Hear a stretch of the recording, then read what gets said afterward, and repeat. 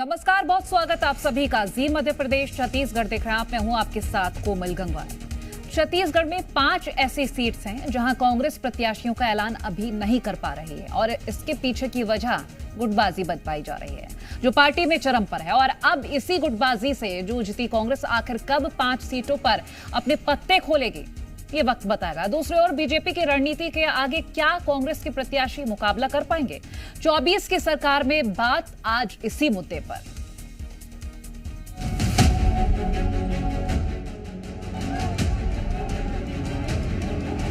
छत्तीस वादा किए थे, एक भी वादा पूरा नहीं किए। छत्तीसगढ़ की जनता उनको सरकार से बर्खास्त कर दी। हम तो चाह रहे हैं आज ही हो जाए। तो घर घर जाकर के सबको मनाना चाहिए, पसीना बहाना चाहिए।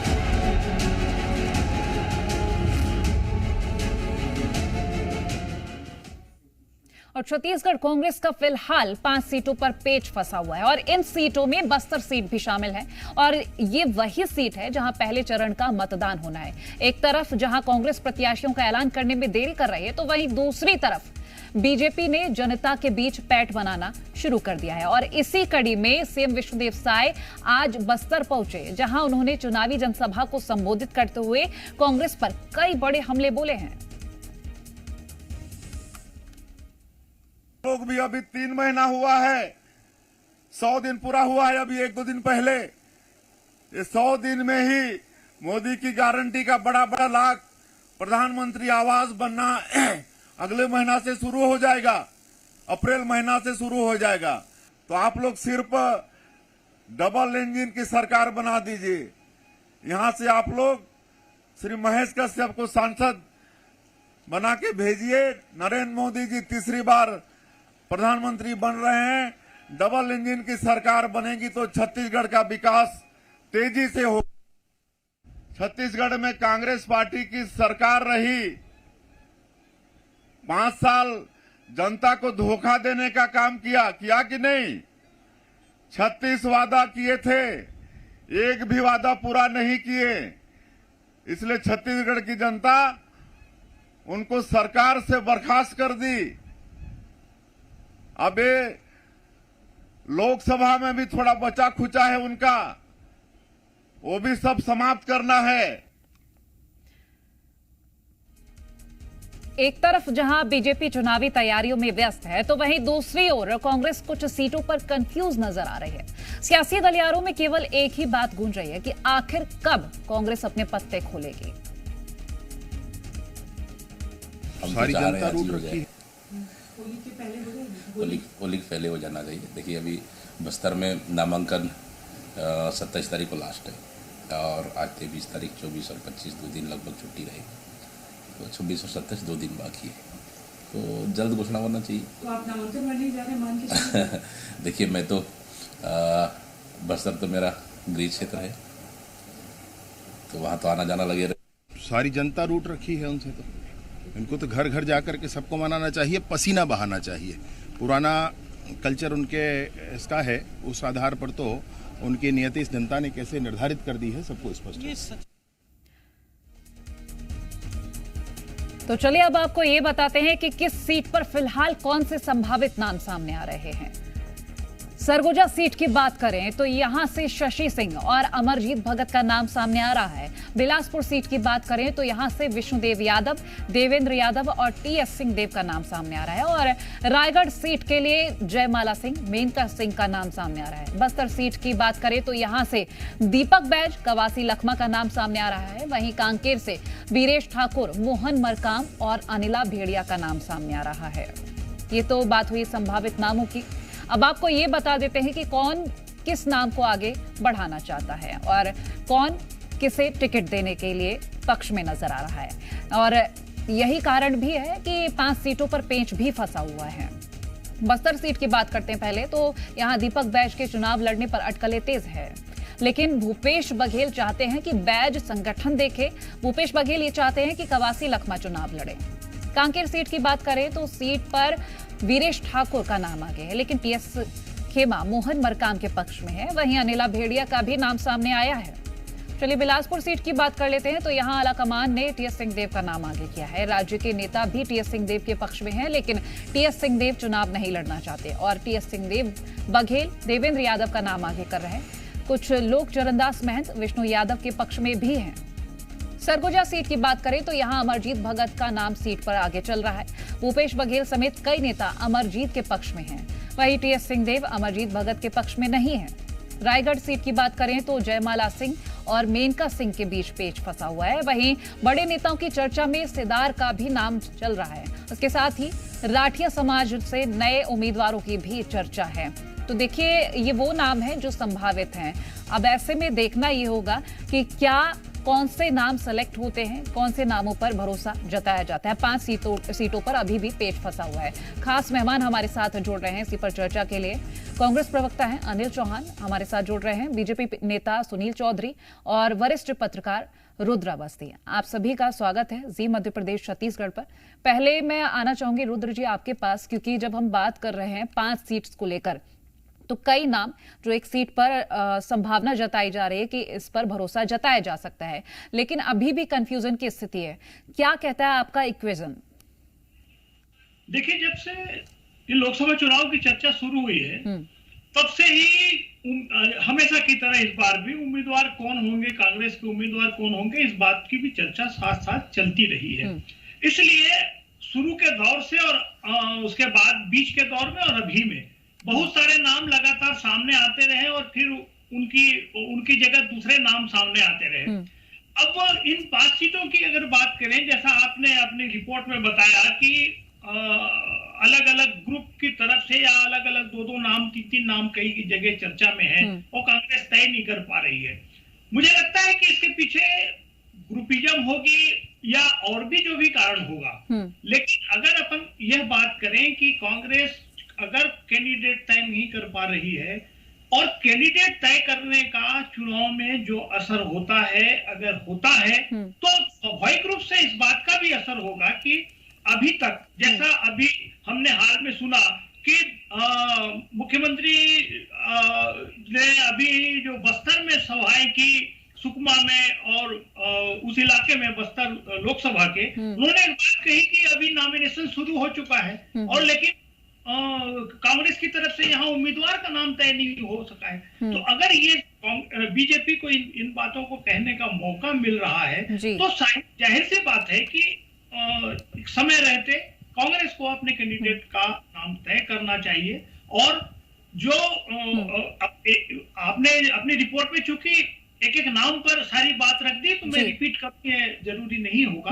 लेकिन मुझे लगता है कि ये नाम नहीं आने का असर चुनाव में होगा। निश्चित तौर पर अगर धुआं उठाए तो आग जरूर कहीं ना कहीं लगी होगी। मैं लौटूंगी आपके पास। अनिल चौहान जी, क्या वजह है कि अभी तक 5 सीटों पर नाम सामने नहीं आ पाया है? किसी को अगर चुना जा रहा है तो वो चुनाव नहीं लड़ना चाहता है। जब बीजेपी की लिस्ट सामने आई थी तो कांग्रेस बड़े उत्साह के साथ बोली थी कि बीजेपी बड़ी जल्दबाजी में है, हम बड़े इत्मीनान के साथ नामों का ऐलान करेंगे। लेकिन इतनी देरी, 27 तारीख आखिरी डेट है कि नामांकन दाखिल किया जा सकता है बस्तर में। देखिए कोमल जी, आप सभी को नमस्कार करते हुए मैं विनम्रता पूर्वक एक ही आग्रह करूंगा कि मैं आपकी जो रिपोर्ट है उससे सहमत नहीं हूं। देखिए, कांग्रेस में डेमोक्रेसी है। हमारे यहाँ ब्लॉक, जिला और संभाग स्तर के नेता, प्रदेश स्तर के नेता और आखिरी में दिल्ली में बैठे हमारी सेंट्रल लीडरशिप, सारे लोग मिलकर मंथन करते हैं और जो सर्वे होते हैं सभी रिपोर्ट्स। और सबसे बड़ी बात यह है कि सभी वर्गों को प्रतिनिधित्व देने के लिए पार्टी हमेशा सोचती है कि हम हिंदुस्तान की सबसे पुरानी पार्टी है, हमारा दायित्व है कि सभी वर्गों को हम प्रतिनिधित्व का मौका दें लोकसभा में। तो देखिए, कारण ये होता है कि इन सारी चीजों का संतुलन हमें बिठाना है और अच्छे से अच्छा प्रत्याशी का चयन करना है। प्रत्याशी बहुत सारे हैं जो उम्मीदवार हैं जो बनना चाहते हैं, लेकिन पार्टी ये प्रयास करती है कि सारे इक्वेशन सही आने चाहिए और एक अच्छा लोकतंत्र के, समृद्ध और स्वस्थ लोकतंत्र के लिए एक अच्छे उम्मीदवार को आगे लाना चाहिए। दूसरी बात देखिए, जहां तक ये गुटबाजी की बात आप कह रही हैं, कांग्रेस में सभी को अपनी बात रखने का मौका दिया जाता है। हमारे यहाँ अमित शाह जी खाता ना वही अमित शाह जी कह दें वही सही। हमारे यहाँ दिल्ली से यहाँ जिस तरह से सरकार चल रही है, विधायक और सांसदों के टिकट फाइनल होते हैं, इवन मुख्यमंत्री कौन बनेगा ये राजनीतिक विश्लेषक तक, माननीय रुद्र अवस्थी जी की यहाँ बहुत वरिष्ठ पत्रकार है, उनकी उपस्थिति है आप इतनी वरिष्ठ पत्रकार हैं, आप लोग ये आकलन नहीं कर पाए थे तीनों स्टेट में कौन सीएम बन जाएगा। उसका कारण है कि Bharatiya Janata party remote control से सब कुछ 2 लोग डिसाइड करते हैं। हमारे यहाँ ऐसा नहीं है, हमारे यहाँ एक सिस्टम है, उस सिस्टम से पार्टी चिंतन मंथन करती है और प्रत्याशियों की घोषणा करती है। रहा सवाल लेट होने का, तो देखिए क्या ये मानदंड अगर है कि लेट अगर होता है तो गुटबाजी है, तो कई बार ऐसा हुआ है कि भारतीय जनता पार्टी नामांकन के अंतिम दिन प्रत्याशियों की घोषणा की है, तो क्या आप ये सर्टिफिकेट देंगे कि भाजपा में उस समय गुटबाजी थी? ऐसा सिर्फ नहीं होता है कि गुटबाजी कारण हो, कई बार हम बेहतर उम्मीदवार देने के चक्कर में। और दूसरी बात, आप देख पा रही होंगी आज लोकतंत्र में किस तरह की विषम परिस्थितियां हैं। प्रतिपक्ष के सभी नेताओं के सामने कोई मुख्यमंत्री जेल चला जा रहा है, किसी के खाते सीज कर रहे हैं, ईडी, सीबीआई, आईटी जैसे दाऊद इब्राहिम के गुर्गे काम करते थे उस तरह काम कर रही है, कनपट्टी पे रिवॉल्वर रख के वसूली की जा रही है। इस तरह चलिए ये तो ठीक है, ये बात हमने की, लेकिन आप जो कह रहे हैं कि हम बड़े इत्मीनान से डिसाइड करते हैं और जो भी प्रत्याशी होगा दमदार ही होगा, नो डाउट होगा दमदार, लेकिन आपके खुद के नेता चुनाव लड़ने से इनकार कर रहे हैं। ये सवाल मैं आपसे इसका जवाब लूंगी, और लेकिन उससे पहले एक टिप्पणी मैं ले लेती। सुनील चौधरी जी, आपके पास आना चाहूंगी, क्योंकि जब बीजेपी को लेकर कई सारी बातें कांग्रेस कर रही थी कि जब पहली सूची आई थी तभी कहा गया था कि बहुत जल्दबाजी में सूची लाई गई है, लेकिन अब जो 5 नाम अटक गए हैं, 5 सीटों पर पेच फंस गया है कांग्रेस का, तो बीजेपी लगातार ये कह रही है कि अंतरकल है, लेकिन कांग्रेस कह रही है ऐसा कुछ नहीं है, हम बड़े ही सूझबूझ के साथ आगे बढ़ रहे हैं। जी राम राम, जय जोहार, जय छत्तीसगढ़। सबले पहली काली जन होली तिहार अवैया है, मैं जम्मो देशवासी मनला, प्रदेशवासी मनला होली तिहार के भारतीय जनता पार्टी परिवार डहारले गाढ़ा गाढ़ा बधाई देवत हूँ। देखिए जैसे जैसे होली का रंग चढ़ रहा है, टेसू का रंग जो चढ़ रहा है लोगों पर, वैसे वैसे कांग्रेस का रंग जो है वो धीरे धीरे देश में और प्रदेश में उतरते जा रहा है। अब ये इनके प्रदेश के सम्माननीय अध्यक्ष दीपक बैज जी ने कहा था 3-4 दिन पहले कि 1 या 2 दिन में हम प्रत्याशी घोषित कर देंगे, खुद की कई बातों पर अमल नहीं कर पा रहे हैं। और अभी हमारे कांग्रेस के सम्मानित साथी कह रहे थे कि हम अच्छे उम्मीदवार देंगे, तो जो दिए हैं वो अच्छे हैं। कैसे अच्छे हैं? एक हैं जो 508 करोड़ के सट्टा वाले मामले पर उनके के खिलाफ देखिए कि जांच का विषय चल रहा है। एक माननी है वो कब्जेबाज मंत्री के रूप में जाने पहचाने जाते थे, एक है वसूलीबाज के रूप में जाने पहचाने जाते थे, और एक लापता सांसद के रूप में जानी पहचानी जाती थी। तो ऐसे अच्छे उम्मीदवार ये लोग देते हैं। और ईडी और सीबीआई जैसी संस्थाएं जो भारत की कहीं ना कहीं देखिएगा आप बड़ी संस्थाएं हैं, संवैधानिक संस्थाएं, उनको दाऊद के गुर्गे कह रहे हैं, तो कितना भरोसा इनको अपने लोकतंत्र पर है और देश की एजेंसियों पर ये क्या विचार रखते हैं, इसी से समझ में आता है। छत्तीसगढ़ के संदर्भ में आपको बताना चाहता हूं, जिस प्रकार से हमारी सरकार ने 3 महीने के अंदर ऐतिहासिक निर्णय लिए, चाहे धान का समर्थन मूल्य देने की बात हो, अंतर की राशि देने की बात हो, बोनस देने की बात हो, महतारी वंदन के पैसे देने की बात हो, युवाओं के साथ न्याय करने की बात हो, सीबीआई जांच की बात हो, और नक्सलवाद के खिलाफ बड़ी लड़ाई लड़ने की बात हो, हमने सारे वादे पूरे किए। कांग्रेस में तो भागम भाग मची है, ये तो अपने ही कार्यकर्ताओं पे भरोसा नहीं कर पा रहे हैं और इनके कार्यकर्ता प्रत्याशियों पे भरोसा नहीं कर पा रहे हैं। सुरेंद्र दाऊ का बयान सुने राजनांदगांव में, पूर्व मुख्यमंत्री को कितना जलील कर दिया मंच पर बैठ करके। अरुण सिसोदिया का पत्र है, राम कुमार शुक्ला का पत्र है, कांग्रेसी पढ़ते होंगे, अब कहते हैं वो भाजपा के स्लीपर सेल है। अरे भैया, स्लीपर सेल आतंकवादी संगठनों के होते हैं, दलों के नहीं होते। आप अपने ही कार्यकर्ताओं पर इस तरीके का आरोप लगा रहे हैं। सोचिए, जनता के बीच में जाइए, पसीना बहाइए, माफी मांगिए, जनता से हाथ जोड़ करके बोलिए 5 साल भ्रष्टाचार में हम छत्तीसगढ़ को ले डूबे थे, हमें माफ करिए। जनता इनको अभी भी माफ करने के मूड में नहीं है। लोकसभा चुनाव में भारतीय जनता पार्टी को इस बार देखिएगा 11 की 11 सीट जनता के आशीर्वाद से प्राप्त होने वाली है। अनिल जी, जवाब दीजिएगा कि आपके खुद के नेता चुनाव लड़ने से पीछे हट रहे हैं। टीएस सिंहदेव का नाम लेना चाहूंगी, वो खुद कह रहे हैं कि मैं चुनाव नहीं लड़ूंगा, लेकिन उनका नाम सजेस्ट किया जा रहा है। ऐसा क्यों? क्या वजह है कि आपके अपने नेता चाह रहे हैं कि वो चुनाव ना लड़ें और कई ऐसे बड़े नेता जो पार्टी छोड़कर बीजेपी के साथ जा रहे हैं? टीएस सिंहदेव जी की पारिवारिक स्थिति, उनके परिवार में बहुत उनके करीबी किसी को बहुत गंभीर बीमारी है, मरणासन स्थिति में वो है, इसलिए वो अपने निजी कारणों से चुनाव नहीं लड़ना चाहते। और उस विषय पर भी राजनीति करना मैं समझता हूँ राजनीति की मर्यादा के विरुद्ध है। वो उनकी व्यक्तिगत व्यस्तता और व्यक्तिगत बहुत बड़ी मजबूरी है। दूसरी बात, आप यहाँ 2-3 इन्होंने नेताओं के नाम लिए, कोई जिला पंचायत सदस्य है, कोई किसी में महामंत्री रहा, इनके तो राज्यसभा सांसद अजय सिंह, सिटिंग सांसद, जो कह रहे हैं कि तानाशाही है पार्टी में, लोगों को सम्मान नहीं मिल रहा है। तो बहुत छोटे छोटे नेताओं का नाम लिए। मैं तो सिटिंग पार्टी जिसने तानाशाही की चरम सीमा हिंदुस्तान के लोकतंत्र में पार कर दी हो, उसका राज्यसभा सांसद बयान दे रहा है, उसका क्या है? उसका ये क्या जवाब देंगे? दूसरी बात, अजीत पवार पहले दिन 10,000 करोड़ का भ्रष्टाचारी, दूसरे दिन उप मुख्यमंत्री।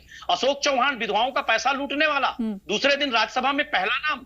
यहाँ चिंतामणि महाराज भ्रष्ट थे, भारतीय जनता पार्टी में गए तो सरगुजा की टिकट 20 से 30% टिकट इनकी आयातित नेताओं की है। भारतीय जनता पार्टी में क्या नेताओं का इतना टोटा हो गया कि जिसको प्रधानमंत्री तक हजारों करोड़ का भ्रष्ट कहते थे, उसको ये उम्मीदवार के रूप में उतार रहे हैं। रहा सवाल, ये कह रहे हैं कि केंद्रीय एजेंसियों के प्रवक्ता के रूप में जो ये बयान दिए, आज इनका प्रकोष्ठ बन गई है। ये मैं नहीं कह रहा हूं, सर्वोच्च न्यायालय के आदेश के बाद जिस तरह से एसबीआई ने आंकड़ों को छुपाने का काम किया, जिस तरह से ईडी, आईटी, सीबीआई की कलई खुली, कैसे उद्योगपतियों और व्यापारियों ने पैसा दिया छापेमारी के बाद, उससे देश का बच्चा बच्चा जानता है कि कैसा वसूली का खेल चल रहा है और किस तरह से देश में 100 दिनों में महंगाई कम करने का दावा करने वाले, 2 करोड़ रोजगार देने वाले लोग। अनिल जी, कुछ इस तरह के आरोप तो बीजेपी भी कांग्रेस पर लगाती रही है और भ्रष्टाचार के तो बड़े आरोप कांग्रेस पर लगाए हैं। चलिए मैं लौटती हूँ। रुद्र जी, एक आपका कमेंट में लेना चाहूंगी इस चीज पर कि जो आरोप प्रत्यारोप है, लोकसभा चुनाव है, एक दूसरे पर हावी हर दल नजर आता है और ऐसा कोई शायद दल नहीं होगा जिसपे भ्रष्टाचार ना रहा हो, लेकिन अगर हम बात करें आज के वक्त ही इन 5 सीट्स की, तो क्या देखते हैं आप? क्या वाकई में अंतरकल है या फिर ये इत्मीनान का वक्त है जो नाम सामने आने हैं? देखिए, अगर आज के दौर में जिस तरह चुनाव की राजनीति होती है, चुनाव के समय उम्मीदवारों के चयन की चर्चा से ही लोगों के बीच चर्चा शुरू हो जाती है, तो उसमें अगर देखा समय पर उम्मीदवार का नाम सामने आने से स्वाभाविक रूप से इसका लाभ किसी भी पार्टी को मिलता है। इस लिहाज से तो ये माना जाना चाहिए कि समय पर उम्मीदवार का नाम भी सामने आ जाए। अब रहा सवाल कि कांग्रेस क्यों नहीं कर पा रही है, तो निश्चित रूप से कांग्रेस के प्रवक्ता यहाँ बैठे वो अपनी बात रख रहे हैं कि उनके अपने कारण है, वो किस वजह से नहीं कर रहे हैं। लेकिन ये तो चीज दिखती है कि अगर देरी हो रही है और जैसे नाम जितने 11 उम्मीदवारों में से 6 के नाम सामने आ गए हैं, वहां चुनाव प्रचार शुरू हो गया है। अगर इन जो और बाकी बचे लोकसभा क्षेत्र हैं, जैसे हम यहाँ बिलासपुर में हैं, या जिन भी सीटों के आसपास जो उम्मीदवारों का नाम अभी तक सामने नहीं आया है, तो कांग्रेस की तरफ से जो दूसरी गतिविधियां हैं, जाहिर सी बात है कि उस पे एक गतिशीलता नहीं आ पाती है, कोई स्पीड दिखाई नहीं देता है। इसको देखते हुए भी कांग्रेस को मेरी समझ में ये अब समय भी जितना कम बचा है, पहले चरण का जो सबसे पहला चरण है छत्तीसगढ़ में, वहां बस्तर का लोकसभा चुनाव है, वहां नॉमिनेशन की प्रक्रिया अगले हफ्ते समाप्त होगी। बिल्कुल 27 को खत्म हो रही है और वहीं पर अभी प्रत्याशी का नाम नहीं आया है। चलिए मैं लौटूंगी, एक फाइनल कमेंट ले लेते हैं। अनिल जी, पहले मैं आप ही से फाइनल कमेंट लूंगी। देखिए, आज जिस तरह देश में हालात हैं, आज देखिए पत्रकारों की स्वतंत्रता के मामले में 186 देशों में संयुक्त राष्ट्र संघ ने कहा कि हम 146वें नंबर पर हैं। जिस तरह से डेमोक्रेसी को किल किया जा रहा है, जिस तरह पूरे लोकतंत्र के मूल्यों को खत्म किया जा रहा है, इसके पहले बहुत से प्रधानमंत्री इस देश को मिले, गैर कांग्रेसी भी मिले, चाहे अटल बिहारी वाजपेयी हो, चाहे दूसरे नेता रहे हो, लेकिन आप देखिए कहीं ना कहीं लोकतांत्रिक मूल्यों को इस तरह किल किसी ने नहीं किया। आज भारतीय जनता पार्टी के कार्यकर्ता का भी दम घुट रहा है। वो भी जब ऑफ स्क्रीन आप पूछेंगे तो कहता है कि हाँ, तानाशाही तो चरम पर है, हाँ भ्रष्टाचार तो चरम पर है, पर करें क्या, दिल्ली के रिमोट कंट्रोल से सरकारें चल रही हैं, दिल्ली से सब कुछ संचालित हो रहा है। तो जिस तरह से देश को खोखला करने का प्रयास किया जा रहा है, कर्ज पर कर्ज लिया जा रहा है। 5 सीटों पर, बस 10 सेकंड में आप ये बताइएगा 5 सीटों पर क्या विचार है?